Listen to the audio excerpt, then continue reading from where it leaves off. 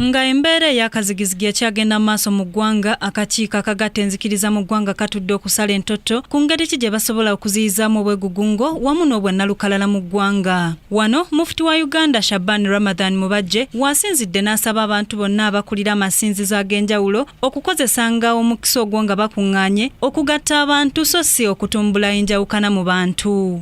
Asika mukono oli gw'obadde towagira gwe kennyini wano tosobola kutandika lutalo oviira ki nga bo bakama abo bali wamu. Ekyo kigambo kya Inter-Religious Council era tugamba nti bwe tunaba tutudde wamu enjigiriza zaffe eza Bible ne Quran tewali egamba nti iwa musaayi wabula zikubiriza kubeera banmirembe. Mubajje era ategeezezza nga bwe tuyinza okweyambisa emikutu gy'amawulire okusobola okugatta abantu olwo eggwanga lwe linaakulaakulana ng'amawanga amalala ge twegomba. Buli kumpi eddiini erina rediyo erina zi TV era tulowooza nti tusobola okukozesa ebintu nga bibiri. Kisookera ddala kubeera nti tukozesa amasinzizo gaffe.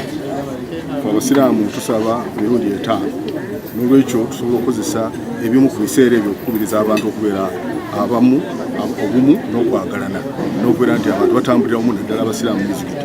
Ate tugenda ntulina ne bannaffe ab'enzikiriza ekikristo n'ekikristaayo olw'omukaaga n'olw'esande nabo bakozesa amakereziya gaabwe okukubiriza abantu okubeera ab'emirembe abaleeta obutebenkevu. Bino we bijjidde ng'obutabanguko bungi mu ggwanga nga n'olunaku lw'eggulo wabaddewo okwekalakasa ku kkooti e Makindye. Basirika Sarah, Kingdom TV, amalindirire. This is Kingdom TV.